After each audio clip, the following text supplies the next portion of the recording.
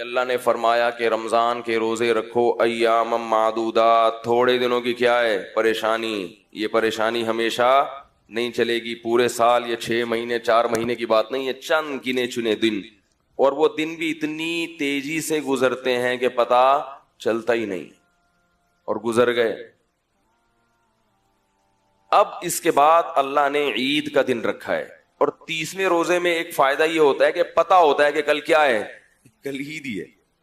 29ویں میں کنفیوژن ہوتی ہے کہ ہو سکتا ہے آج آخری ہو سکتا ہے کل آخری. تو شیطان کیا کرتا ہے، کہتا ہے کل توبہ کر لینا کیونکہ ممکن ہے کہ کل بھی روزہ ہو. تو بھائی آج اللہ تعالیٰ سے گڑ گڑا کے اپنے گناہوں کی معافی مانگ کہ اللہ جو ہم سے کوتاہی ہوئی ہمیں معاف کر دے، آئندہ انشاءاللہ ہم زندگی شریعت کے مطابق گزارنے کی کوشش کریں گے، جو رمضان کا اصل مقصد ہے. لعلکم تتقون، اللہ فرماتے ہیں کہ روزے رکھو تاکہ تمہارے اندر تقوی پیدا ہو. اگر ہمارے اندر تقوی پیدا نہیں ہوا تو روزے تو ہو گئے مگر مقصد حاصل نہیں ہوا. بات آ رہی ہے سمجھ میں؟ اللہ نے پھر اس کے بعد کیا رکھا ہے، عید کا دن رکھا ہے. یہ عید بھی خود اسلام کا ایک بہت بڑا معجزہ ہے. دیکھو جتنے بھی غیر مسلم ہیں ان کے جو تہوار ہوتے ہیں نا خوشی کے، اس میں انہیں عید منانی پڑتی ہے، خوشی منانی پڑتی ہے، خوش ہونے کی کوئی ریزن ان کے پاس موجود نہیں ہوتی. سمجھ رہے ہو؟ مثلا عیسائی 25 دسمبر کو عید مناتے ہیں اور دلیل یہ دیتے ہیں کہ اس دن حضرت عیسیٰ علیہ السلام پیدا ہوئے تھے. قطع نظر اس سے کہ یہ بات صحیح ہے غلط ہے، ہم مان لیتے ہیں پیدا ہوئے تھے، تو وہ تو ہو گئے تھے نا، آج تھوڑی پیدا ہو رہے ہیں. بھئی آپ کے لیے آج کا دن تو خوشی کا دن نہیں ہے نا، کیونکہ آج کوئی نئی چیز تو نہیں مل رہی، وہ تو جو نعمت تھی وہ ہو گئی ختم. آپ یہ کہیں اس نعمت کے اثرات تو باقی ہیں، تو اثرات تو 26 دسمبر کو بھی ہیں، 27 دسمبر کو بھی ہیں، جنوری میں بھی ہیں، اور بولو یہاں جنوری کے بعد کیا آتا ہے، فروری میں بھی ہیں. تو وہ اثرات جو ہیں نعمت کے وہ تو بہرحال باقی ہیں. تو یہ ایک ایسی خوشی ہے جو خوش ہوتا نہیں ہے، سوچ سوچ کے خوش ہونا باقاعدہ پڑتا ہے کہ آج عیسیٰ علیہ السلام اچھا پیدا ہوئے تھے، سبحان اللہ پیدا ہوئے تھے، بھائی پیدا ہوئے تھے، خوشی. یہ نیچرل خوشی نہیں ہے.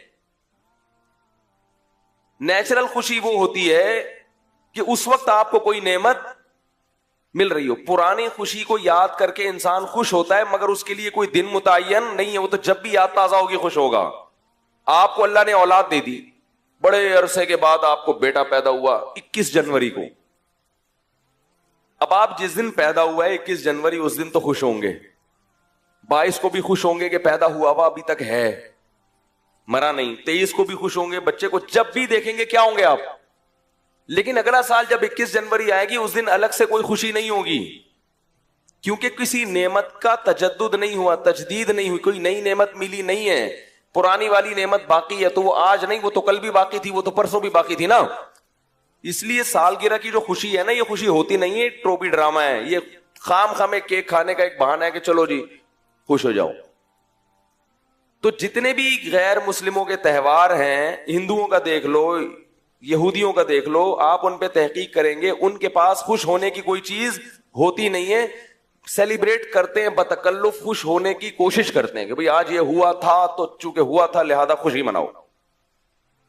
مسلمان کو جو اللہ نے 2 تہوار دیے، ایک تو ایک نہیں دیا بلکہ کتنے دیے ہیں، 2. دوسروں کی ایک عید ہوتی ہے، ہماری کتنی ہے، 2 ہیں، اور صرف 2 ہی ہیں.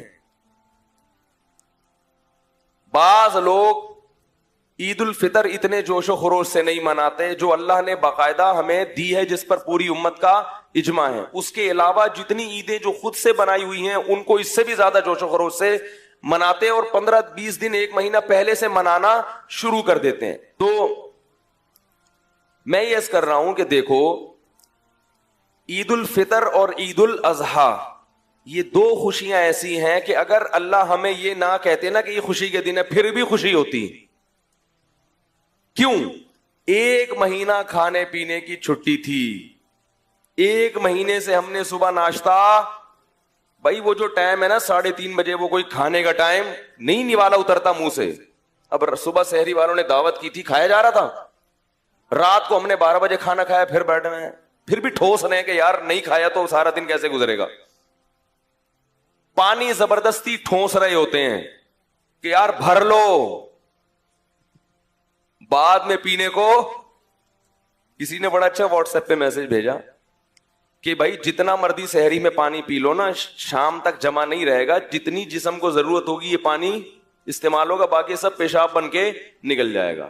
تو یہ جو ٹھوس رہے ہوتے ہیں نا سحری میں, اس نیت سے کہ شام تک پیاس نہیں لگے گی, ایسا کچھ نہیں ہے. وہ تو جتنا استعمال اس وقت ہونا ہے ہو جائے گا, باقی سارا کیا ہوگا, وہ تو ضائع ہوگا.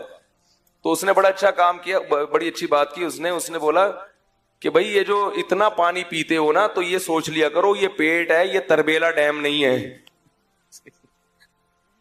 یہ ہمارا پیٹ ہے, یہ یعنی لوگوں نے سحری کے وقت میں پیٹ کو تربیلا ڈیم بنایا بہت ہے. اس میں اتنی جگہ نہیں ہے کہ آپ 6 گلاس پی لیں. تو جتنا میدا گنجائش دے گا اتنا ہی پی سکتے. لیکن پھر بھی ہم احتیاطاً کیا کر رہے ہوتے ہیں, یار کوئی بات نہیں پیشاب بن کے نکل جائے, تسلی تو ہو جائے گی یار پیا ہے.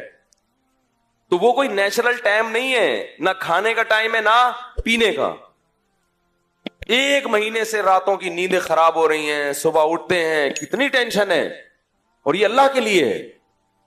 صبح اٹھتے ہیں اور پھر کیا کرتے ہیں, روزے دار لوگ کھاتے ہیں, بس کھاؤ. بدہضمی بھی ہو جاتی ہے بعض دفعہ, غلط ٹائم پہ کھا لیا اور کھایا بھی زیادہ. اور جس نے کھایا تو وہ تھے مدذل العالیہ, جو ملا کھا لیا,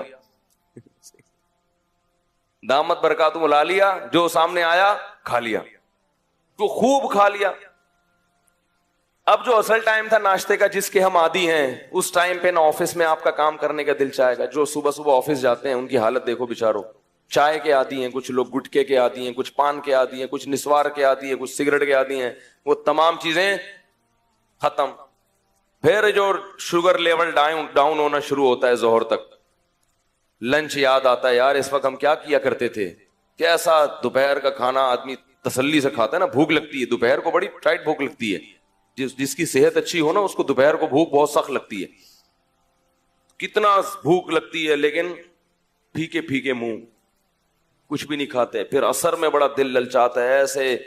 پھر ایسا ٹائم کھانے کا رکھا اللہ تعالیٰ نے مغرب کے وقت کہ وہ تھوڑا سا کھاؤ اور پھر نماز کھڑی ہو جائے. پھر لمبی تراویح 20 رکعتیں, اور چاند نظر نہیں آیا تو پھر پوری 20 ہی پڑھنی پڑیں گی, پھر پوری تراویحیں پڑھنی پڑیں گی. وہ سنت موقدہ قرار دے دیا اس کو. تو انسان کیا ہو جاتا ہے, تھک جاتا ہے. تو جیسے ہی چاند نظر آیا یا اعلان ہو گیا کہ بھائی کل کیا ہے, عید ہے, اس اللہ تعالیٰ کیا کرتے ہیں کہ وہ سارا مجاہدہ ایام معدودات کے چند دنوں کی محنت تھی وہ ہم نے کیا کر دی. ہم نے کہا تھا نا تھوڑے دن ہیں, زیادہ نہیں ہے, ختم بس. اور اعتکاف والوں کی تو ڈبل عید ہوتی ہے. کبھی زندگی میں بہت سے لوگوں نے مسجد کی شکل معذرت کے ساتھ نہیں دیکھی, بہت سو کی بات کر رہا ہوں, یعنی آپ لوگ کے علاوہ جتنے بھی ہیں. اور وہ 10 دن باؤنڈ ہو کے بیٹھ جاتے ہیں, اور پھر ان کی کیا ہوتی ہے, چھٹی ہوتی ہے. تو یہ سب کیا ہے, تو عید کے دن خوش نہ بھی ہو تو خوشی ہوتی ہے کہ کھا رہے ہیں, اور روحانی خوشی بھی ہوتی ہے کہ اللہ تعالیٰ نے پورے سال ہم عبادت نہیں کرتے, لیکن 1 مہینہ اللہ نے ہمیں اپنے سامنے کھڑے ہونے کی توفیق عطا فرما دی. مسجدیں بھری ہوتی ہیں, بڑے بڑے بے نمازی جنہوں نے پورے سال مسجد کی شکل نہیں دیکھی ہوتی, وہ بھی جمعۃ الوداع میں نماز پڑھنے معذرت کے ساتھ. آج رش دیکھو نا کتنا ہے, اسی وجہ سے وہ بھی کیا کرتے ہیں, آ ہی جاتے ہیں کہ چلو یار میں مسلمان ہوں, رمضان بھی ہے اور جمعہ بھی ہے, آ ہی جاؤ, اور آخری روزہ ہے, چلو یار انگلی کٹا کے شہیدوں میں نام لکھوا دو, کچھ تو شرم کرو. گھر والے بھی تانے دیتے آج تو چلا جا, آج تو نہا لے, اس بہانے نہا لے گا. تو کچھ نہ کچھ عبادت کی بہرحال ہر ایک کو توفیق. ایسا بدبخت پوری دنیا میں شاید ہی کوئی مسلمان ہو کہ پورا رمضان آئے اور ذرہ برابر بھی اس میں کوئی شیڈول میں تبدیلی نہ آئے. نہیں تو سحری اور افطاری کا ثواب تو ہر آدمی لیتا ہے, چاہے روزہ نہ بھی ہو. ایسا ہے نا کہ افطاری میں تو بہرحال دھرنا مار کے سب بیٹھ جاتے ہیں, تو وہ خود ایک برکت کا وقت ہے. تو 1 مہینہ کی اللہ کی طرف سے کیا ملتی ہے, چھٹی. 1 مہینے کے بعد کیا ہوتی ہے, چھٹی. فرمایا پورے سال کھاؤ, اور روحانی خوشی یہ تو جسمانی خوشی ہے کہ کل سے ہمارا ناشتہ ٹائم پہ کیا ہو جائے گا, دوپہر کا لنچ, بولو نا بھائی, ہو جائے گا. شیطان روزہ رکھتا ہے عید کے دن, اور وہ ڈنر اور وہ گٹکے, اور وہ گٹکے تو نہ کھا جا کر, لیکن جو کھانے والے ہیں وہ کہاں چھوڑیں گے, وہ دنیا چھوڑ دیں گے, گٹکے نہیں چھوڑیں گے وہ. تو وہ ساری چائے نسوار, ہمارے تو جو نسوار کے عادی ہوتے ہیں, ہمارے ایک استاذ ہیں میرے, اللہ تعالیٰ ان کی عمر میں برکت دے, پٹھان ہیں بڑے سخت قسم کے. وہ کہتے ہیں میرے والد صاحب کیا کرتے ہیں, پکوڑے رکھے ہوئے ہیں, سب کچھ رکھا ہوا ہے. وہ کہتے ہیں میرے والد صاحب کو نسوار نہیں ملتی نا رات شام تک, بہت, ابھی ان کے والد صاحب کا بھی انتقال ہو گیا, اللہ تعالیٰ مغفرت کرے. کہہ رہے وہ اتنی ٹینشن میں ہوتے تھے روزے میں, عصر کے بعد کوئی بچہ ان کے قریب نہیں جاتا. اور کہہ رہے والد صاحب کی 3 زوجات تھیں, یعنی 3 تو ایک اکٹھی رہتی تھی. کہہ رہے وہ ان میں سے بھی کوئی عصر کے بعد ابا کے قریب نہیں جائے گا, کیونکہ کچھ ابا کے مزاج کے خلاف بات ہو گئی تو ابا کا میٹر شارٹ. روزہ بھی ہے, نسوار نہیں ملی صبح سے. تو ایسے لوگ جب روزہ افطار کرتے ہیں تو ہم تو کھجور کھا رہے ہوں گے, زمزم, وہ کیا کرتے ہیں, اللہم لک صمت وعلی رزقک افطرت. پان والا کیا کرے گا, میں نے ایسے لوگ بھی دیکھے, ایک پکوڑا کھایا اور فوراً سگریٹ جلائی. وہ کہتے ہیں یار ہمیں پانی نہیں چاہیے, ہمیں کیا چاہیے. اس لیے یہ تمباکو, کیفین, یہ نیکوٹین اس لیے منع کیا جاتا ہے, یہ کسی کام کا نہیں رہتا آدمی. تو اب اللہ کی طرف سے مکمل 1 مہینہ کے روٹین کے بعد اللہ نے کیا کر دیا, چھوڑ دی. صحت بھی اچھی ہو گئی. روزہ کیا ہے, جسم کی زکات ہے. پورے سال پتہ نہیں کیا ٹرم پٹرم کھا کھا کے جو میدے میں جتنے کھانچے وانچے فالتو میں بھر گئے تھے, تو روزے میں کیا ہوتا ہے, میدا وہ چیزیں ہضم کرنا شروع کر دیتا ہے. جو کچرا وچرا پڑا تھا نا اسکریپ میں, جتنا مال پڑا ہوا تھا, وہ اس نے اسکریپ کو کیا کر لیا, کام میں لگا دیا. روزہ رکھنے سے کینسر کی بیماری دور ہو جاتی ہے, بہت سارے فائدے ہوتے ہیں. آنکھوں نگاہیں تیز ہو جاتی ہیں, جسم نتھر جاتا ہے, میدے کو کم کھانے کی عادت ہو جاتی ہے. سب سے بڑا ہمارے ساتھ مسئلہ یہی ہے کہ کم کھانے کی عادت ہمیں ہے نہیں. کم کھانے کی عادت پڑو کم, اور اس کو یہ احساس ہوتا ہے کہ دیکھو کم کھا کے بھی میں کتنا اچھا چل سکتا ہوں. بعض دفعہ سحری میں صرف 2 کھجوریں کھاتا ہے انسان جلدی میں, اور پورا دن نکال لیتا ہے. وہ عام دنوں میں آپ اس کا تصور نہیں کر سکتے. اس سے یہ انسان کو احساس ہوتا ہے کہ میرے لیے اتنا کھانا ضروری نہیں ہے, تھوڑے میں بھی میں بڑے مروں گا نہیں, اتنے آرام سے ہے. ہم کیا کرتے ہیں یار, اگر میں نے 2 پراٹھے نہیں کھائے تو میں تو مر جاؤں گا دوپہر تک. تو اتنا نہیں چاہیے کھانا ہمیں, 2-4 کھجوریں سارا دن چلاتی ہیں, اور رات کا بھی تھوڑا سا کھانا ہمیں صبح تک بڑے آرام سے چلا دیتا ہے. یہ احساس ہوتا ہے. اور روحانی فائدہ کیا, الصوم لی وانا اجزی بہ. نبی نے فرمایا, اللہ کہتے ہیں روزہ میرے لیے ہے, اس کا اجر میں خود دوں گا, فرشتوں سے نہیں دلواؤں گا. میرے لیے بھوک پیاس کو برداشت کیا. تو عید کے دن احساس ہوتا ہے کہ انشاءاللہ آج ہمارے اعمال کا ترازو کافی اللہ کی رحمت سے امید کر کے انشاءاللہ بھاری ہو گیا ہوگا, کیونکہ اللہ شکور ہے, قدردان ہے, تھوڑے پر بہت دیتا ہے. تو اللہ نے اسلام کا ایک رکن ہم سے پورا کروا لیا خیر و عافیت کے ساتھ. شیطان کو ہم پہ غالب آنے نہیں دیا, وہ ہم سے ناغے کروا دیتا روزوں کے. تو اللہ نے ہم سے کیا کیا ہے, ایک نعمت ہم سے پوری کروا لی بہت بڑی. جو اسلام نے 5 ارکان ہے نا اسلام کے, 5 پائے ہیں جن کے بغیر اسلام کی عمارت کھڑی نہیں ہو سکتی. تو اللہ نے اس سال وہ رکن ہم سے کیا کروا دیا, زندہ کروا دیا, پورا کروا دیا. بہت بڑی نعمت ہے. اس لیے اللہ نے فرمایا لِتُكَبِّرُوا اللَّهَ عَلَى مَا هَدَاكُمْ, تاکہ تم جب روزے رکھو تو پھر عید کے دن اللہ کی کبریائی بیان کرو. لعلکم تشکرون, تاکہ تم شکر کر سکو کہ اللہ اللہ اکبر, تیری بڑائی ہے کہ تو نے ہمیں اسلام دیا, اور تو نے ہمیں ایسا دین دیا جس میں ایسی خوبصورت عبادتیں ہیں, اور پھر تو نے ہمیں اس پر عمل کرنے کی توفیق بھی تھی. یہ خوشی ایسی نہیں ہے جو منانی پڑے, یہ خود بخود محسوس ہو رہی ہوتی ہے. اور یہ ایسی خوشی ہے کہ جب محسوس ہو تو آپ اس کو سیلیبریٹ بھی کریں, بتائیں کہ مجھے محسوس ہو رہی ہے.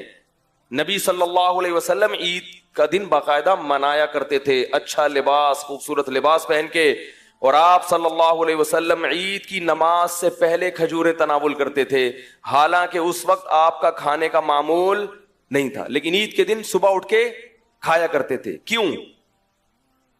یہ بتانے کے لیے کہ آج ہمارا روزہ نہیں ہے، آج وہ کیا ہو گیا ہے، ختم، لہذا ہم اللہ کی نعمت سے لطف اندوز ہوں گے، آج ہم کیا کریں گے، کھائیں گے۔ حالانکہ ہمارے نبی کو کھانے پینے میں رغبت، بولو بھائی، نہیں تھی۔ عید کے دن باقاعدہ کیا کر رہے ہیں، اور نماز سے پہلے کھا کے آ رہے ہیں، پہلے کھاؤں گا پھر کیا کروں گا، نماز پڑھنے جاؤں گا۔ بقرعید میں ایسا نہیں کرتے تھے آپ، بقرعید میں دیر سے کھاتے تھے۔ عید کے دن کیا ہے، صبح اٹھ کے کچھ تناول کرنا ہے کہ آج ہمارا روزہ نہیں ہے، آج محنت اور مشقت کا دن نہیں ہے۔ تو نبی نے تو چند کھجوریں کھائی تھیں، ہم کیا کھا لیتے ہیں، ایک دم سے جو بریکیں، میں تو حیران ہوتا ہوں، صبح بھی چاٹ، پھر وہ اتنے بڑے بڑے شیر کے ڈونگے پی گئے، پھر تھوڑی دیر میں کھانا آ رہا ہے۔ ابے بھائی ایک کھاؤ، لیکن اس کا یہ مطلب تو نہیں ہے کہ کبھی زندگی میں کھانے کو ملا ہی نہیں، آپ کو ملتا رہے گا انشاءاللہ، کھائیں ضرور۔ جب انسان بھوکا رہتا ہے نا تو معدہ ایک دم سے پھر کھانا ہضم نہیں کر پاتا، وہ پھر خراب ہو جاتا ہے، تو وہ اس کا بھی تھوڑا سا خیال کرنا چاہیے۔ بہرحال اللہ نے ہمیں یہ خوشی کیا دی جو ہمیں منانی نہیں پڑتی، باقاعدہ خوشی محسوس ہوتی ہے، اور روحانی بھی ہے کہ اللہ نے گناہوں کو معاف کیا۔ سارے نہیں بھی معاف ہوئے ہوں گے تو کچھ تو ہو گئے ہوں گے نا، خوش قسمت تو وہ ہیں جن کو پوری توبہ کی توفیق مل گئی، نہیں تو کچھ تو کم ہوا۔ بھائی اتنے روزے رکھے ہیں، ٹھیک ہے بدماشیاں بھی ہیں، لیکن یہ بھی تو ہے نا قیامت میں، اگر فرشتے کہیں گے تو نے یہ کیا، تو نے یہ کیا، نالائق تو اس دن فلم دیکھ رہا تھا، تو اس دن یہ کر رہا تھا، تو ہم کہیں گے اللہ یہ بھی تو ہے، روزہ بھی تو رکھا ہوا تھا رمضان میں، تراویح بھی تو پڑھ رہا تھا، تو کچھ تو کم ہوگا نا۔ جہاں گناہوں کی سزا ہے وہاں نیکیوں کی جزا بھی تو ہے، کچھ تو تخفیف ہوگی۔ اگر رمضان نہ ہوتا تو صرف گناہ ہی گناہ ہوتے، نیکیاں ہمارے پلڑے میں یا تو ہوتی نہیں یا بہت تھوڑی ہوتی۔ یہ وہ خوشی ہے جو مسلمان کو عید کے دن محسوس ہوتی ہے، اور پھر اللہ نے اس کے منانے کی باقاعدہ اجازت بھی دے دی۔ دوسری خوشی بقرعید ہے، دوسرا تہوار کون سا ہے ہمارا، بول لو بھائی، بقرعید، عید الاضحیٰ۔ عید الفطر میں بھی دو خوشیاں، جسمانی بھی اور روحانی بھی۔ جسمانی کیا، کھاؤ پیو، اتنے عرصے ویسے تو روز کھاتے ہیں لیکن عادی ہو جاتے ہیں، جب آپ کو چھٹی دے دی جائے نا تو پھر زیادہ مزہ آتا ہے کھانے کا۔ مجھے تو ابھی سے کل کا دوپہر کا وہ جو ہے نا سوچ کے پاگل ہو گیا، کیا کھاؤں گا کل دوپہر کو میں کھانے میں سوچ رہا ہوتا ہے، کیونکہ دوپہر کھانے کے بعد جو لیٹو کمر سیدھی کرنے کے لیے تھوڑی دیر نیند کرو پھر اٹھو، کیسا فریش ہو جاتا ہے آدمی، کیسا فریش ہو جاتا ہے۔ اس لیے علماء کہتے ہیں عید کے دن بار بار یہ نہ کہ ہائے رمضان ہائے رمضان ہائے، بھائی اللہ جب کہہ رہا ہے خوش ہو جاؤ تو بس ٹھیک ہے نا۔ بعض لوگ کہتے ہیں نہیں مجھے تو رمضان ہی چاہیے، رمضان، بس صوفی بننے کی کوشش کرتے ہیں۔ اعتکاف والوں کو بھی خوشی ہوتی ہے، چھٹی مل گئی، نعیم بھائی سے جان چھوڑ گئی، وہ آپ کے فائدے کے لیے بولتے ہیں اللہ کے بندو۔ تو کیا ہوا، او ہو شروع سے جا ہی نہیں رہی تھی آواز، چلیں صحیح۔ دوسرا ہمارا تہوار کون سا ہوتا ہے، عید الاضحیٰ۔ اس دن بھی دو خوشیاں ہیں، روحانی بھی، اور ایسا کریں یہ مجھے ایسے پکڑا دیں یار، اس کو ہٹا دیں، یہ صحیح ہے۔ عید الاضحیٰ کے دن بھی روحانی خوشی بھی ہوتی ہے اور جسمانی کیا، دھڑا دھڑ گوشت پیلو تسلی کے ساتھ، کیا خیال ہے، اتنا گوشت پورے سال کھانے کو نہیں ملتا، اتنا گوشت، بکرے کا بھی ہے، گائے کا بھی ہے، دمبے کا بھی ہے، ٹھیک ہے، اور اونٹ کا بھی ہے، اور پھر چانپیں بھی ہیں، پائے بھی ہیں۔ یعنی ایسا نہیں ہوتا کہ پائے آپ کو نہ ملیں، بھائی بہت ہیں پائے، سریاں بھی ہیں، اور کٹاکٹ چاؤ، وہ نہیں، وہ مکروہ ہے ہمارے ہاں، کٹاکٹ جو گردے پھیپڑے کا ہوتا ہے، کلیجی بھی ہے، اتنا وافر مقدار میں گوشت، کلو منہا، اللہ فرماتے ہیں رج کے کھاؤ، وَأَطْعِمُ الْبَائِسَ الْفَقِيرَ، اور غریبوں کو بھی رج کے کھلاؤ. تو گوشت دبا کے تسلی کے ساتھ اتنا تازہ اور اتنا لذیذ، قربانی کے گوشت کی لذت ہی الگ ہے. اتنا گوشت پورے سال، اور گوشت سید الطعام ہے، تمام کھانوں کا کیا ہے؟ بادشاہ ہے. یہی وجہ ہے کہ ہر دعوت میں کیا ہوتا ہے؟ گوشت ہوتا ہے. اگر آپ نے ولیمے کی دعوت کی اور آپ نے بہترین قسم کے دال چاول کھلا دیے کسی کو، وہ مانے گا؟ بولے گا بھائی گوشت کہاں ہے؟ باربیکیو میں گوشت ہوتا ہے، ہر بڑے ہوٹل میں کیا ہے؟ مسلمان گوشت خور ہیں، ہندو گوشت نہیں کھاتے. سنے آپ کھانے لگے ہیں واللہ عالم، لیکن مسلمان ہمیشہ سے کیا ہے؟ گوشت خور ہے. کیونکہ گوشت خوراک ہے بھائی، لذت بھی ہے اور پروٹین بھی ہے. تو یہ ہمیں تازہ وافر مقدار میں کھانے کو ملتا ہے ہر قسم کا. اور روحانی فائدہ، ایک فائدہ کیا کہ ہم کھلاتے بھی بہت ہیں. عام دنوں میں اتنا کھلا نہیں سکتے، جیب بسا اوقات اجازت نہیں دیتی. اتنا کھلاتے ہیں، 1/3 صدقہ کر دیا، رشتہ داروں کو بانٹ دیا، دعوتیں کر لیں. تو اللہ کو کھلانے والا بھی کیا ہے؟ پسند ہے. اور یہاں جو ایک مادی فائدہ یہ بھی رہ گیا کہ عام دنوں میں جب آپ کھائیں گے تو کھانے پہ ثواب نہیں ملتا، ثواب روزے پہ ملتا ہے. لیکن بقرعید کا گوشت کھانا کیا ہے؟ ثواب ہے. اسی وجہ سے بقرعید میں روزہ رکھنا حرام ہے، کیونکہ اللہ تمہاری دعوت کر رہا ہے اور تم اللہ کی دعوت کو ٹھکرا رہے ہو. تو اس سے زیادہ نفیس کھانا، عزت والا کھانا ہو سکتا ہے کہ اللہ اس جانور کو کس کی طرف منسوب کر رہے ہیں؟ میرا یہ، اور میں تمہیں کھلا رہا ہوں. کھلاتا تو پورے سال اللہ ہے، لیکن اس کی نسبت اللہ نے کس کی طرف کی؟ اپنی طرف. کہ یہ میرا جانور ہے، میرے نام پہ قربان کیا تو مجھے دے دیا، مجھے گفٹ کر دیا ہے. اب میں تمہیں اجازت دیتا ہوں کہ میری اس چیز میں سے تم بھی کھاؤ. آپ کہے میرا روزہ ہے، غضب آئے گا اللہ تعالیٰ کو. تو وہ کھانا بھی معمولی کھانا نہیں ہے. وہ کون کھلا رہا ہے؟ اللہ کی طرف نسبت ہے، اللہ کی ضیافت، اللہ نے میزبانی کی ہے مسلمانوں کی. تو اس کا کیا مزہ ہے بھائی؟ اس کو تو پھر کباب بنا بنا کے ٹھوسو. اور دوسرا روحانی فائدہ، یہ تو جسمانی فائدے ہو گئے. دوسرا روحانی فائدہ کیا؟ صدقات و خیرات.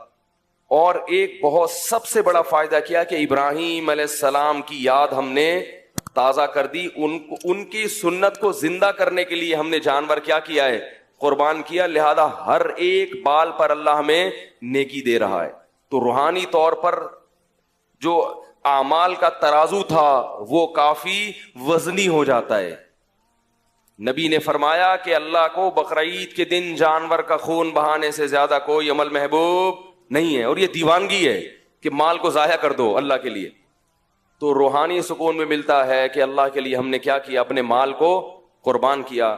اور جسمانی بھی کہ دوپہر کیا ملے گا کھانے کو؟ کلیجی تو 10 بجے ہی آ جاتی ہے اور پھر وہ چلتا رہتا ہے سیٹ اپ. تو یہ دو خوشیاں ہمیں منانی نہیں پڑتی خود بخود. تبھی مسلمان عید اور بقرعید کے دن نہ شراب پیتے ہیں نہ ناچتے گاتے ہیں، کیونکہ ان کو خوشی منانی نہیں ہے، خوشی خود بخود ہو رہی ہے. غیر مسلموں کو خوشی ہوتی نہیں ہے، تو خوش رہنے کے لیے ان کو شراب کا سہارا، بولو بھائی، لینا پڑتا ہے. موسیقی کا سہارا لینا پڑتا ہے، ناچ گانے کرنے پڑتے ہیں. جتنی روحانیت مسلمانوں کے تہوار میں ہے اتنی روحانیت کسی مذہب میں نہیں ہے، کسی تہوار میں نہیں ہے. جو بھی تہوار خوشی کا آئے گا لوگ ٹریک سے کیا کرتے ہیں؟ ہٹ جاتے ہیں، کیونکہ ان کے پاس کچھ ہے نہیں.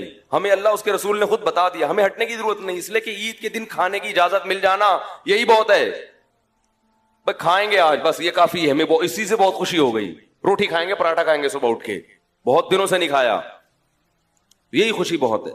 تو اس لیے میرے بھائی قرآن مجید میں اللہ تعالیٰ کا ارشاد ہے، فطرت اللہ التی فطر الناس علیہا. اسلام وہ دین فطرت ہے جس پہ اللہ نے لوگوں کو پیدا کیا. یہ محمد صلی اللہ علیہ وسلم کا بنایا ہوا دین نہیں ہے. کوئی انسان اس قابل نہیں ہوتا کہ وہ اتنی سی عمر میں بغیر کسی یونیورسٹی میں پڑھے ایک ایسا دین دنیا کو دے کے چلا جائے جس کے مقابلے میں کھڑے ہونے کے لیے کوئی تیار نہ ہو. تو اسلام کا رمضان بھی اسلام کے برحق ہونے کی دلیل، رات کی تراویح بھی اسلام کے برحق ہونے کی دلیل، اور مسلمانوں کے تہوار بھی اسلام کے برحق ہونے کی دلیل, اور اس میں عید الفطر بھی ہے اور صدقہ فطر بھی ہے, تاکہ آپ کے ساتھ غریب لوگ بھی عید کی خوشیوں میں شریک ہو جائیں. صدقہ فطر ہے. فطر کا فلسفہ بڑا ٹیکنیکل ہے, بس یہ آخری بات کر کے بیان ختم کرتا ہوں. دیکھو صدقہ فطر کیا ہے کہ آپ جتنے بچے پال رہے ہیں سب کی سر کا کیا نکالیں گے؟ صدقہ. جتنے بچے زیادہ ہوں گے صدقہ اتنا ہی زیادہ. اور یہ صدقہ فطر جرمانہ نہیں ہے, شکرانہ ہے, کیونکہ عید میں جرمانے, بولو یار بڑی ٹیکنیکل بات کر رہا ہوں, ٹیکنیکل, یہ کتابوں میں شاید آپ کو نہ ملیں. صدقہ فطر شکرانے کا صدقہ ہے, جرمانے کا ٹیکس نہیں ہے کہ اتنے کیوں ہیں. یہ شکر ہے کہ ماشاءاللہ اتنے ہیں, تو تمہیں اللہ نے تمہارے ذریعے سے اتنے لوگوں کو کھلا رہا ہے, لہذا سب کی طرف سے شکر کے صدقہ نکالو کہ اللہ تو نے میرا ہاتھ اوپر رکھا اور مجھے اتنا کچھ دیا کہ میں اتنے لوگوں کی, اتنے بچوں کو کھلا رہا ہوں. اللہ نے کہا یہ اتنی بڑی نعمت ہے, کیونکہ کھلانا اللہ کا کام ہے, یہ اللہ کی صفت, تو یہ تجھے اللہ نے توفیق دی کہ تو کھلا رہا ہے, لہذا اس کا شکر میں مزید پیسے تجھے جمع کرانے پڑیں گے. تو اس سے فیملی پلاننگ والوں کے نظریات پہ بولو بھائی, وہ کہتے ہیں 2 بچے نعمت ہیں, 2 بچے نعمت ہوتے تو 10 بچوں پہ شکرانہ کم ہوتا, 2 پہ زیادہ ہوتا, کہ اتنی بڑی نعمت صرف 2 ہیں. اللہ نے کہا جتنے بچے ہیں ہر ایک کا شکرانہ الگ سے, کہ اللہ یہ بھی ہے, یہ بھی تو نے مجھے نعمت دی, لہذا اس کا بھی 2.25 کلو گندم یا 2.25, دونوں قول ہے علماء کے, اے اللہ یہ بھی تو نے مجھے دیا اور میں اس کو کھلا بھی رہا ہوں, تو اس کی طرف سے بھی کیا ہے شکر, کہ تو نے مجھے کھلانے کی توفیق دی. اور ہر سال یہ دوبارہ شکر ادا کرنا پڑے گا کہ اب تک ہیں, سمجھ رہے ہو. تو صدقہ فطر میں ہمیں یہ تصور بھی ملتا ہے کہ بڑا خاندان ہوگا تو صدقہ فطر زیادہ ہوگا, کیونکہ اللہ کی نظر میں بڑا خاندان یہ بہت بڑی نعمت. تو امید ہے آپ لوگوں نے ادا کر دیا ہوگا, نہیں کیا تو کر دیجیے گا, بہت ثواب ملے گا انشاءاللہ. اللہ تعالی ہم سب کو عمل کی توفیق عطا فرمائے. سبحانک اللہم و بحمدک, نشہد ان لا الہ الا انت, نستغفرک ونتوب الیک. کل 7:15 بجے عید کی نماز ہوگی انشاءاللہ. صدقہ فطر جو ہے بہتر ہے عید سے پہلے دیں, لیکن عید کی نماز کے بعد بھی جائز ہے, وہ قضا نہیں ہوتا, لیکن ثواب کم ہو جاتا ہے. سمجھ رہے؟ کاروبار سیکھ ہمارے ساتھ. کل 2 بندے آئے میرے پاس, 2 نوجوان لونڈے, ان کو میں نے کوئی کاروبار بتایا. ہر مہینے آپ 6 لاکھ روپے کما سکتے ہیں, آپ بھی اسی طریقے سے کما سکتے ہیں. اپنا تجربہ شیئر کیا کہ میں نے بڑے بڑے غریبوں کو کروڑ پتی ہوتے ہوئے اس کاروبار میں دیکھا ہے. ہمارے نبی صلی اللہ علیہ وسلم نے کیا فرمایا, ایک صحابی آئے, دیکھو یہ ہے بزنس, ایک صحابی آئے بھیک مانگنے کے لیے, آپ نے فرمایا کہ تمہارے پاس کاروبار کے لیے کچھ بھی نہیں ہے. کچھ بھی نہیں تھا ان کے پاس. یہ جو میں نے اس بندے 2 لونڈے لپاڑوں کو مشورہ دیا یہ اسی حدیث سے اخذ ہے. تو آپ نے فرمایا, نبی صلی اللہ علیہ وسلم نے, جو کچھ گھر میں لے آؤ. آپ نے یہ تھوڑی فرمایا کہ ایسا کرو, بزنس کے لیے انویسٹمنٹ چاہیے, انویسٹمنٹ کے لیے پیسہ چاہیے, پیسے کے لیے وسیم بھائی چاہیے جو تمہیں ادھار دے دیں. یار کیا ہو گیا بھائی, اتنی اہم بات کر رہا ہوں آپ سے. کل 2 بندے آئے میرے پاس, 2 نوجوان لونڈے, کراچی کے, شکل سے بھی کراچی کے پورے لونڈے. کراچی کا جو لونڈا ہوگا نا, جو پورا ہوگا کراچی کا, وہ شکل سے فوراً پتہ چل جائے گا کہاں کا ہے. اس میں کہیں بھی پنجاب یا کے پی کے کا ذرا سی بھی اس کو ہوا نہیں لگی ہے. ایسے میں تو کراچی کا ہی ہوں نا, مجھے فوراً پتہ چل جاتا ہے یہ پیور کراچی کا لونڈا ہے. باریک سا ہوگا, منہ میں گٹکے کی ایک اسمیل آ رہی ہوگی, یہ کچھ علامتیں بتا رہا ہوں, ٹھیک ہے نا. باریک باتیں ایسی ہوں گی, او ہو جیسے اس سے بڑا بدماش دنیا میں پیدا نہیں ہو. اور ہوگا کیا, باریک, کہاں سے آ رہے ہیں, کدھر کو جا رہے ہیں, یہ سٹائل ہوگا بات کرنے کا. اردو کی ایسی کی تیسی کی بھی ہوگی اس نے. خیر ابھی میں زیادہ فضائل نہیں بتاتا, میں کراچی کے ہمارے اپنے لوگ ناراض ہو جائیں گے, بولیں گے صاحب کیا کر رہے ہو آپ. جو خاص کراچی کے علاقے ہیں نا ان کی بات کر رہا ہوں. آپ تھوڑا اوپر کے علاقوں میں جاؤ تو پھر تھوڑا سا ڈیزائن چینج ہوتا ہے, لیکن جو خاص اسپیسیفک کراچی کے اصل علاقے ہیں, میں نام نہیں لوں گا. 2 لونڈے آئے نا, کرپٹو کرنسی کے بزنس, دماغ کیا چل رہا ہے. میں نے کہا تمہارے پاس ہے کیا, کہہ رہے یہ جائز ہے ناجائز. میں نے کہا جائز ناجائز تو بعد میں, تمہارے پاس کرپٹو کرنسی میں خریدنے کے لیے ہے کیا. انہوں نے جو رقم بتائی نا, میں نے کہا اس میں 4-6 گٹکے آ سکتے ہیں. میں کرپٹو کرنسی تو ایک جوئے کی طرح ہے, ادھر سے اٹھا کے کروڑپتی بنا دیا, ادھر سے جن کو گرایا ہے ان پٹخے ہوئے لوگوں کو بھی تو دیکھو, جن کو روڈ پہ لے آئی ہے. کہہ رہے پھر ہم کیا کریں. مجھے پتا تھا یہ کراچی میں پڑھائی کے علاوہ سب کچھ کر سکتے ہیں. یہ پڑھائی, کیونکہ بہت ہائی لیول کے اسکولوں میں جانے کے لیے ان کے پاس فیسیں نہیں ہیں. گورنمنٹ کے اسکولوں میں ہم مشورہ دیں گے تو ہمیں پتا ہے حشر کیا ہو جائے گا. ابھی صرف گٹکے پہ ہیں, وہاں کس پہ آ جائیں گے, سٹے پہ آ جائیں گے. اب ان کے پاس پڑھائی کا آپشن بولو نہیں. کرپٹو کرنسی اور ٹوپی ڈرامہ. میں نے کہا بھائی مرے گا تو, ابھی تم لوگ ینگ لڑکے ہو, بالکل تمہیں برباد, ہمارا پیسہ برباد ہو جائے گا سارا. کہنے پھر کیا کریں. میں نے کہا بھائی اب تم یہ کرو. ان کو میں نے کوئی کاروبار بتایا, آپ کو نہیں بتاؤں گا میں, کیونکہ میں کوئی موٹیویشنل اسپیکر نہیں ہوں کہ لوگوں کو یہ بتاؤں کہ ہر مہینے آپ 6 لاکھ روپے کما سکتے ہیں. دیکھا نا آپ نے, یوٹیوب پہ آ رہا ہوتا ہے ہر مہینے آپ 6 لاکھ. اصل میں اس طریقے سے وہ ہر مہینے 6 لاکھ روپے کما رہا ہے.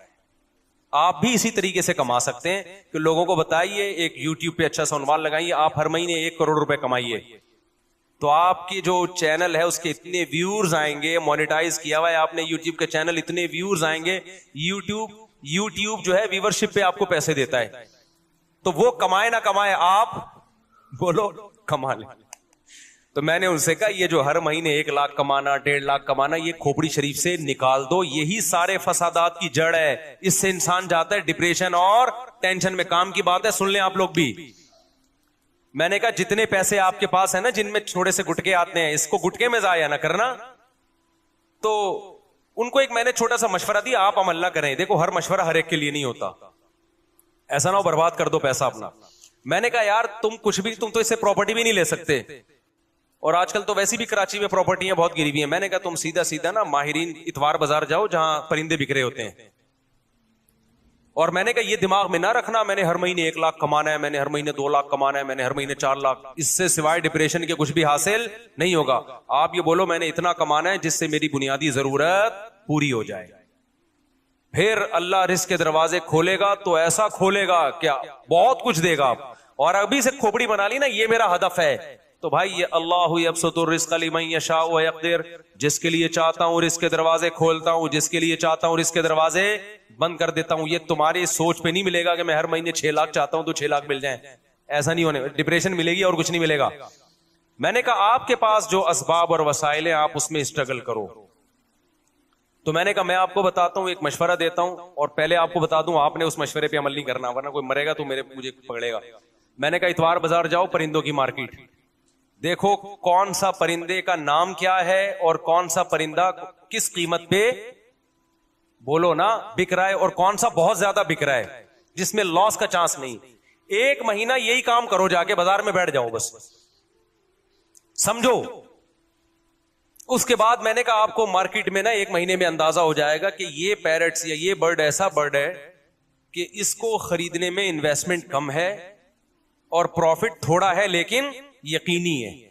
میں نے کہا وہ لا کے گھر میں ڈال دو, انڈے بچے پیدا ہوں گے, اس کو لے جا کے مارکیٹ میں بولو نا بیچ دو. سمجھتا ہے.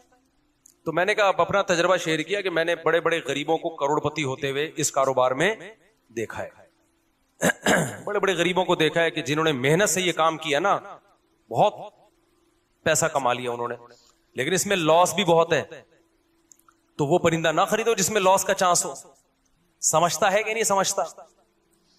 یہ جو پرندے آتے ہیں نا, یہ کیا نام ہے, چکس جو آتی ہیں, بلیک چک اور وائٹ چک آیا کرتی تھی ایک, یاد ہوگا اس کی قیمتیں آسمانوں پہ پہنچی ہوئی تھی. میں نے نہیں خریدی تھی اس دور میں بھی, میں نے اپنے گھر میں پرندے لے کے ڈالے ہوئے تھے برڈز, بزنس کی نیت سے.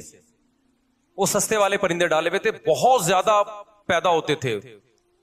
تو اس وقت میں آزاد گھوم سکتا تھا, میں خود جا کے یہ کام کرتا تھا. اتوار بازار جا کے کسی کو بھی پہنا کے آ گیا. تو میرے پان گٹکے کا خرچہ نکل آتا تھا اس سے. میں وہ پان کھاتا نہیں نا, گٹکا کھاتا ہوں. پان گٹکے کا مطلب میرے جتنے دائیں بائیں, اس وقت میری 3 تھیں معذرت کے ساتھ, تو میرے پان گٹکے کا خرچہ اس سے بولو نا نکل آتا تھا. ہمارے دوست نے کیا, مفتی صاحب یہ کیا کر رہے ہو یار, یہ آپ سستے والے چکس لیے بھی آپ نے بلیک چک اور وائٹ چک لو. اس سے یہ ہوگا کہ ایک جوڑا 5-6 ہزار کا بکے گا, اور جب 100 بیچیں گے تو 5,000 کو 100 سے آپ ضرب دیں, تو دیکھو فلاں نے گاڑی خرید لی, فلاں نے. میں نے کہا بھائی یہ مصنوعی چیز ہے, تو انہوں نے کیا کیا, کئی لاکھ روپے کا سیٹ اپ ڈالا, بلیک چک اور وائٹ چک کے انڈے بچے دے دنا دن ایک دم گئے, اتنا پیسہ آنا شروع ہوا. اس کے بعد بلیک چک اور وائٹ چک کی قیمتیں دھڑام سے جب نیچے آئی ہیں تو وہ بھی دھڑام سے کنویں میں چلے گئے, نیچے بھی نہیں. سمجھ میں آ رہا ہے کہ نہیں آ رہا ہے؟ بات نہیں آ رہی میرا خیال ہے.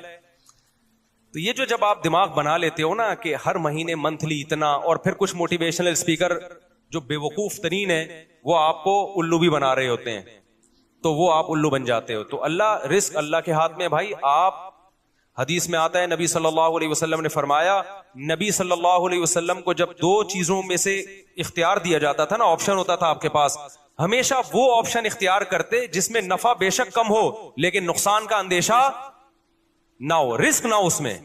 ہمارا نوجوان رسک لے کے پیسے نوٹ چھاپنے کی کوشش کرتا ہے. سمجھتے ہو کہ نہیں سمجھتے ہو؟ تو میں نے دیکھا ہے جو زیادہ کاروبار کی باتیں کرتے ہیں نا وہ کاروبار کرتے نہیں ہیں, اور جو کرتے ہیں وہ باتیں نہیں کرتے, وہ مارکیٹ میں جا کے بیٹھ جاتے ہیں. میں نے ایسے ایسے لوگوں کو دیکھا ہے تھوڑے تھوڑے پیسوں پہ انہوں نے بزنس کیا اور اللہ نے کروڑ پتی بنا دیا. اچھا, وہ دو لونڈے آئے تھے کراچی کے, وہ یہ بھی پوچھ رہے تھے مجھ صاحب ہم بڑی انویسٹمنٹ کے لیے ادھار لینا چاہتے ہیں کسی سے, تو ہم چاہتے ہیں کہ ادھار. میں نے کہا یہ حماقت کبھی نہ کرنا, جتنے پیسے تمہاری جیب میں ہے اس سے شروع کرو, ادھار کبھی بھی بولو مت لو, ورنہ یہ ہوگا کہ ایک نئی ٹینشن کھڑی ہو جائے گی. اپنے پیسوں سے جو کام ہوتا ہے وہ محنت کے ساتھ ہوتا ہے, دوسروں کے پیسوں سے جو کام ہوتا ہے میرے بھائی اس میں فری پھوکٹ کے پیسے ملتے ہیں, اس میں کام نہیں ہوتا. جب اپنے پیسوں سے ہوگا نا کہ میرے گٹکے کے پیسے تھے, آج میں گٹکا بچا کے نہیں کھا رہا, گٹکا تڑپ رہی ہے جان, وہ جب انویسٹ کرے گا تو 100 دفعہ سوچے گا, ایسا نہ ہو کہ کل یہ گٹکا بھی جائے, اس سے بھی جاؤں میں. ہمارے نبی صلی اللہ علیہ وسلم نے کیا فرمایا, ایک صحابی آئے, دیکھو یہ ہے بزنس, ایک صحابی آئے بھیک مانگنے کے لیے, آپ نے فرمایا کہ تمہارے پاس کاروبار کے لیے کچھ بھی نہیں ہے, کچھ بھی نہیں تھا ان کے پاس. یہ جو میں نے اس بندے دو لونڈے لپاڑوں کو مشورہ دیا یہ اسی حدیث سے اخذ ہے. تو آپ نے فرمایا نبی صلی اللہ علیہ وسلم نے جو کچھ گھر میں لے آؤ. آپ نے یہ تھوڑی فرمایا کہ ایسا کرو بزنس کے لیے انویسٹمنٹ چاہیے, انویسٹمنٹ کے لیے پیسہ چاہیے, پیسے کے لیے وسیم بھائی چاہیے جو تمہیں ادھار دے دیں. یار کیا ہو گیا بھائی, اتنی اہم بات کر رہا ہوں آپ سے, یہ باتیں آپ کو بہت سے لوگ اور بھی بتا دیں گے. اکثر لوگ کہہ رہے ہیں یہ باتیں آپ کو میرے علاوہ کوئی نہیں بتائے گا, لیکن میں دیکھا ہے کہ جو یہ باتیں کر رہا ہوتا ہے نا وہ پھر بہت بڑی پھینک رہا ہوتا ہے. تو یہ باتیں آپ کو اور بھی لوگ بتا دیں گے جو میں بتا رہا ہوں. بعض ڈاکٹر کہہ رہے ہوتے ہیں نا یہ بات آپ کو کوئی نہیں بتائے گا میرے علاوہ, بعض مذہبی اسکالر کہہ رہے ہوتے ہیں میرے علاوہ یہ کوئی نہیں بتائے گا. میں کہتا ہوں میرے علاوہ اور بھی بہت سے لوگ آپ کو انشاءاللہ بتا دیں. تو ہمارے نبی کے پاس ایک صحابی آئے بھیک مانگنے کے لیے, آپ نے فرمایا گھر میں کچھ ہے تو لے آؤ. ان کا تو دماغ بھی نہیں ہوگا اس طرف, وہ ایک برتن تھا, پلیٹ کو جس ٹائپ کی چیز اٹھا کے لے آئے. اس سے بزنس کا آغاز ہو رہا ہے. اس سے کیا ہو رہا ہے بولو, بزنس. آپ نے یہ تو نہیں فرمایا کہ عثمان سے قرضہ لے لو, بڑے مالدار ہیں وہ. آپ نے یہ تو نہیں فرمایا کہ مغیرہ ابن شعبہ بڑے مالدار ہیں ان سے قرضہ لے لو. نہ نہ نہ, جو کاروبار شروع ہی قرضوں سے ہو رہا ہے اس میں کیا کرو گے آپ. آپ نے فرمایا کہ جو ہے گھر میں لے آؤ. وہ ایک برتن لے آئے. آپ نے صحابہ سے فرمایا کون اس کو خریدے گا. ایک صحابی نے کہا میں, 1 درہم میں. آپ نے فرمایا 1 درہم سے زیادہ میں کون لے گا, 1 درہم سے زیادہ میں. بتاؤ کیسا بزنس سکھا رہے ہیں بھائی, ہے بھائی, پیسے بھی نہیں ہے, درہم بھی نہیں ہے, صرف پلیٹ ہے, یہاں سے بزنس کا آغاز. اور ظاہر ہے اس برتن کی مارکیٹ ویلیو تھوڑی ملے گی, خریدا مہنگا ہوگا, اب بیچ کیسے رہے ہیں سستا. آپ نے فرمایا کون 1 درہم سے زیادہ. ایک صحابی نے کہا میں 2 درہم میں خریدوں گا. کچھ بولی لگوائی, نیلام کیا, تو وہ بیچ کے ان کو 2 درہم پکڑائے اور فرمایا جاؤ کلہاڑی اور لکڑی لے کر آؤ. وہ صحابی گئے, دستہ خریدا کلہاڑی کا اور ایک لکڑی. آپ صلی اللہ علیہ وسلم نے اپنے دستے مبارک سے اس لکڑی کو کہاں لگایا, کلہاڑی میں, اور فرمایا جاؤ لکڑیاں کاٹو جنگل میں اور بیچو مدینہ میں آ کے. وہ گئے, لکڑیاں کاٹی اور مدینہ میں بیچے, تجارت کی اور 4 درہم کے مالک بن گئے. دوبارہ برتن بھی خرید لیا اور اضافی بچت کتنی ہو گئی, 2. نہیں آئی بات سمجھ. یہ موٹیویشنل اسپیکر آپ کو یوٹیوب پہ نظر, یہ موٹیویشنل اسپیکنگ آپ کو یوٹیوب پہ نظر نہیں آئے گی. بات ہی 2 کروڑ 3 کروڑ سے شروع کرتے ہیں. ہر مہینے 1 لاکھ کمائیے, وہیں سے ڈپریشن میں جاتا ہے آدمی. کچھ نہیں کماؤ بھائی, ہر مہینے جتنا کما سکتے ہو کماؤ, جتنا اللہ دینا ہوگا اللہ دے دے گا. لیکن اللہ نے کہا جو محنت کرے گا رزق میں اور اللہ سے برکت مانگا کرو, پیسہ نہیں مانگا کرو. 1 کروڑ جو بے برکتی والا ہو اس میں انسان رو رہا ہوتا ہے, اور جو کینو مالٹے کی ٹھیلا جو وہ غریب لگا رہا تھا اس میں برکت ہے, تو اس مالٹے کے ٹھیلوں میں کیا ہوتا ہے, خوش ہوتا ہے وہ. تو یہ جو پیسہ کمانے کا طریقہ تمہیں سکھا رہے ہیں نا, یہ تمہیں ڈپریشن کا مریض بنا رہے ہیں میرے بھائی, ڈپریشن کا مریض بنا رہے ہیں. ان کے پاس جیسے وہ نجومی بیچ رہا ہوتا ہے نا, منجن نجومیوں کو دیکھا ہے نا بیٹھے ہوتے ہیں, وہ تمہیں الو کیوں بنا رہا ہے, اس کے پاس خود بیچارے کے پاس پیسہ نہیں ہے, وہ خود پیسہ نہیں کما سکتا, وہ تمہیں الو بنا کے. روحانی عامل دیکھ لو یار, جب نجومی کے بجائے روحانی عاملوں کی ہمارے پاس مثال ہے تو ہم کسی اور کی مثال. روحانی عامل تمہارے مسائل کیسے حل کرے گا, وہ تو خود دکان کھول کے اس لیے بیٹھا ہے کہ غربت کا ستایا ہوا, اس کے اپنے مسائل حل نہیں ہو رہے, اس نے کہا چلو روحانی ٹوبی ڈرامے شروع کرو اور نوٹ چھاپو. تو آپ کے پاس اگر پیسہ نہیں آ رہا, روحانی عامل سے تعویذ مت لو, آپ خود روحانی عامل بن کے لوگوں کو تعویذ دینا شروع کر دو, پیسہ بھاگے گا آپ کی طرف. سمجھتے ہو؟ تو وہ خود یہ طریقہ اختیار کر رہا ہے. اسی طرح جب کوئی یوٹیوب پہ دیکھو 1 کروڑ روپے کمائیے ہر مہینے یہ کریں, تو بجائے اس کو کچھ اس میں صحیح بھی ہوتے ہیں, وہ لیبل اس لیے ایسا لگاتے ہیں لوگ اٹریکٹ ہوں, باقی اندر تمیز کی بات ہی ہوتی ہے اس میں ساروں کو غلط نہیں کہہ رہا, کچھ صحیح بھی ہوتے ہیں جو واقعی ایک میچور طریقے سے آپ کو سمجھا رہے ہوتے ہیں. یہ پیسہ کمانے کا طریقہ سمجھ میں آ گیا بے روز کراچی کے لونڈے لپاڑوں کو؟ یہ تو میں نے پیرٹس کی ایک مثال دی ہے, اور 20 چیزیں بھی ہو سکتی ہیں. کل ایک بیچاری خاتون آئی اپنے بچے کو لے کر, بہت غریب خاتون, تو انہوں نے بتایا کہ ان کا بیٹا کماتا کیسے ہے, گھر میں گلاب جامن بناتا ہے, اور پتہ نہیں کتنے سارے گلاب جامن بناتا ہے, صبح لے جا کے شام تک بیچ دیتا ہے سارے, اس سے گھر چل رہا ہے پورا. کرنے والے بہت کچھ کرتے ہیں. ہاں ہوتا ہی ہے کہ پھر جو کاروباری لوگ ہیں وہ اپنے کاروبار کو بڑھانے کی فکر نہیں کرتے, اس سے پھر وہ وہیں کے وہی رہتے ہیں. گلاب جامن والا اگر گلاب جامن ہی بیچتا رہے اور کچھ بچت نہ کرے تو پھر تھوڑی کاروبار بڑھے گا بھائی. تو تھوڑی کھوپڑی استعمال کرے اور کہے کہ بھائی اس کو میں نے بڑھانا کیسے ہے. اس کے لیے آپ پھر یوٹیوب پہ سرچ کریں کہ بزنس کو پروموٹ کیسے کیا جاتا ہے, کیونکہ جو لوگ کھوپڑی استعمال کرتے ہیں پھر وہ کاروبار بڑھا دے. دیکھو ایک مجھے یاد ہے ہم بچپن میں سنا کرتے تھے, ایک شخص گاؤں میں چینی بیچتا تھا, کھوپڑی استعمال کی تو ایک دن آیا اس نے شوگر مل بنا لی. کھوپڑی استعمال نہ کرتا, چینی بیچتا رہتا, آتے رہتے پیسے کھاتا رہتا, اڑاتا رہتا, تو آج وہ وہیں چینی ہی بیچ رہا ہوتا, اور تھوڑے دن میں نہیں بیچ رہا ہوتا, وہ لوگ کہیں اور سے لے لیتے.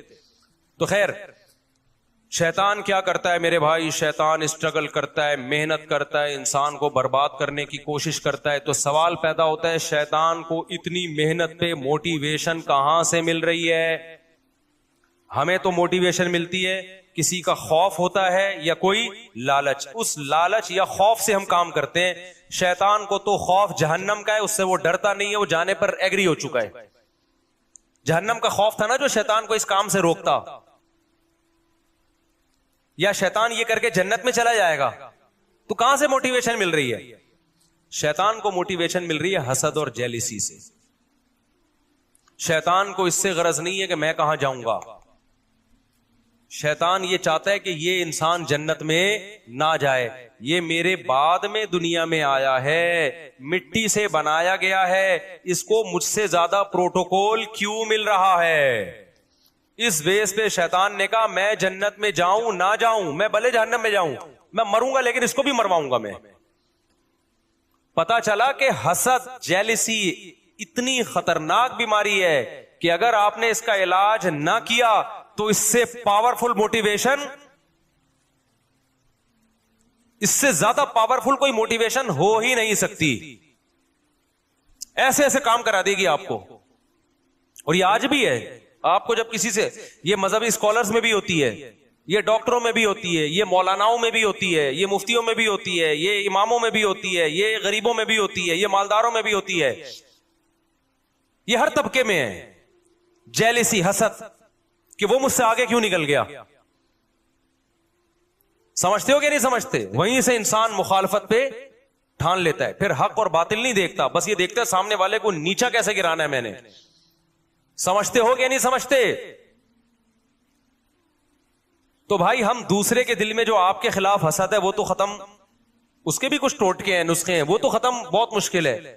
آپ کم از کم اپنے دل میں دوسرے کے لیے حسد نہ رکھو, ورنہ آپ کا نقصان ہے. شیطان نے ہم سے حسد کر کے ہمارا تو بیڑا غرق کیا, اپنا زیادہ کیا ہے, کیونکہ ہم میں پھر بھی چانس ہے بچ جائیں, جہنم میں نہ جائیں, ہم چانس ہے شیطان کے شر سے نکل جائیں, یا شیطان ہم سے گناہ کروا دے, ہم توبہ کر کے معاف کروا لیں, یہ چانسز ہیں.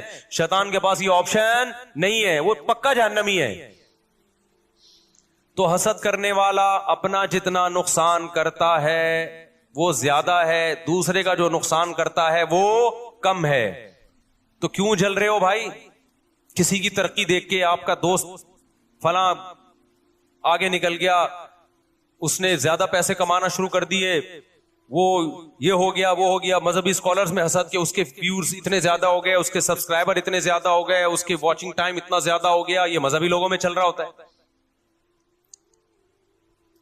تو فائدہ ہی نقصان ہے. تبھی تو ایک دوسرے مناظروں میں ہم نے دیکھا, یوٹیوب پہ مناظرے پڑے ہوئے, دوسرے کو نیچا دکھانے کے لیے ہر آدمی جھوٹ بول رہا ہوتا ہے. دوسرے کو نیچا دکھانے کے لیے کیا چل رہا ہوتا ہے؟ جھوٹ. خدا سے ڈر نہیں رہے ہوتے بھائی. دونوں ہر فریق میں آئیے. تو حسد ختم کرنا بہت زیادہ ضروری ہے. تو میں جو بیان لے کے چلا تھا نا وہ حسد پہ نہیں تھا, وہ جو بیان میں لے کے چلا تھا نا وہ کیا تھا یار, شروع میں جو میں نے آیتیں پڑھی تھی, بس میں 2 منٹ میں سمیٹتا ہوں اس کو.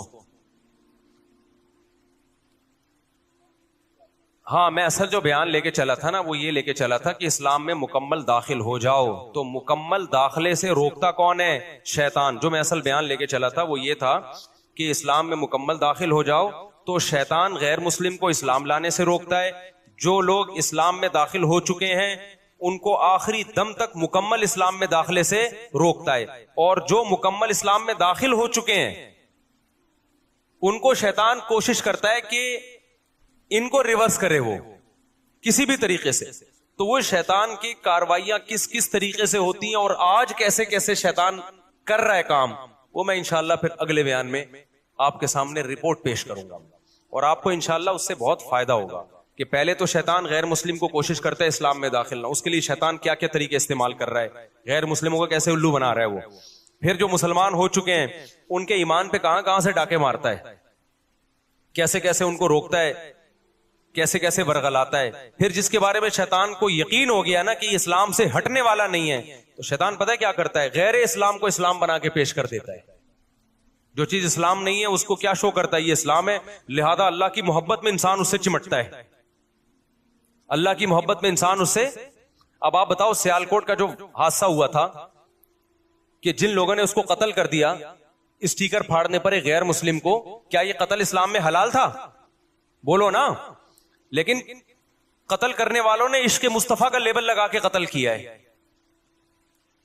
ویسے تو زیادہ تر یہ پلان ہوتا ہے, جو اسلام دشمن این جی اوز ہے نا وہ پیسہ دے رہی ہوتی ہے ملک میں تخریب. ابھی جیسے عیسائیوں کے چرچوں کو جلا دیا, تو یہ غیر ملکی ایجنسیاں بھی ہیں جو آپ کے ملک میں نا ان کو پتا ہے یہ مذہبی جنونی قسم کے کچھ لوگ ہوتے ہیں, ان کو مذہب کے نام پہ کچھ بھی کروا لو, تو وہ ان کے لیڈروں کو پیسے دے رہے ہوتے ہیں کہ اچھا ہے آپ اپنے ماتحت لوگوں کو عشق مصطفیٰ کے نام پہ جذباتی بناؤ اور بولو کہ کوئی بھی کسی بھی وقت نبی کی یاد میں پھٹ جائے تو جنت میں جائے گا وہ.